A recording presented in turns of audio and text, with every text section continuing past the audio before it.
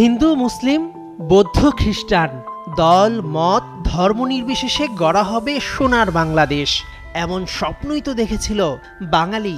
বাংলা খেলার মধ্যে কোনো রাজনীতি নয়, মাঠে যখন খেলে ওরা 11 জন, গোটা জাতি এক হয়ে লড়ে ওই লাল সবুজের পতাকাটার জন্য, সমস্বরে গায় আমার সোনার বাংলা, আমি তোমায় ভালোবাসি।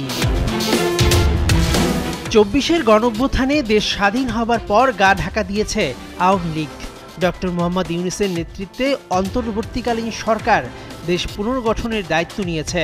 নগরে আগুন লাগলে যেমন দেবালয় মুক্তি পায় না, ঠিক তেমনি দেশ সংস্কারে প্রতিটি ক্রীড়া ফেডারেশনে লেগেছে সংস্কারের ছোঁয়া। বিসিবিতে শেষ হয়েছে নাজমুল হাসান পাপন অধ্যায়। নতুন সভাপতির দায়িত্বে ফারুক আহমেদ আর পরিচালকের ভূমিকায় ক্রিকেট কোচ নাজমুল আবেদিন ফাহিম।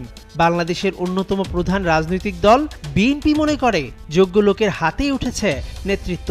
দলটির ক্রীড়া বিষয়ক সম্পাদক সাবজয়ী ফুটবলার আমিনুল হক তাদের কাছে সেরাটা চান। প্রথমত বলতে চাই যে আসলে ফারুক ভাই তিনি প্রধান নির্বাচক ছিলেন, তো বাংলাদেশ ক্রিকেট সম্পর্কে কিন্তু তিনি শিরায় শিরায় ওয়াকিবহাল, এবং আমার কাছে মনে হয়েছে যে উনি একজন নিউট্রাল লোক, একজন ক্রীড়া সংগঠক, একজন ক্রীড়াবিদ। সেই চিন্তা থেকে আমার কাছে মনে হয়েছে যে ফারুক ভাইকে যে সিদ্ধান্ত দেওয়া হয়েছে বা ফারুক ভাইকে যে সভাপতি করা হয়েছে এটি ইতিবাচক একটি দিক। এবং আমি একটি জিনিস বিশ্বাস করি যে গত 17 বছর ধরে যে ক্রিকেট বোর্ডে যে আপনাদের মাধ্যমে যে দুর্নীতির কথা শুনেছি, বিভিন্ন রকম অনিয়মের কথা শুনেছি, বিশৃঙ্খলার কথা শুনেছি, সেই জিনিসগুলি আমি আশা করি যে ফারুক ভাইয়ের মাধ্যমে টোটালি বন্ধ হয়ে যাবে, এবং তার মাধ্যমে হয়তোবা আরও নতুন কিছু ডিরেক্টর আসবে তাদেরকে নিয়ে, এবং যারা কোনো পলিটিক্যাল পার্টিকে বিলং করে না, বাট সমর্থন থাকতে পারে, বাট কোনো পথধারী না, এবং তাদেরকে দিয়ে যদি আমরা এবং মাঠের যারা ক্রীড়া সংগঠক রয়েছে তাদেরকে যদি কাজ করাতে পারি, তাহলে আমার মনে হয় যে ক্রিকেটের যে একটি গ্যাপ তৈরি হয়েছে, বিশেষ করে সাংগঠনিক যে প্রক্রিয়াগুলি রয়েছে বা অনিয়ম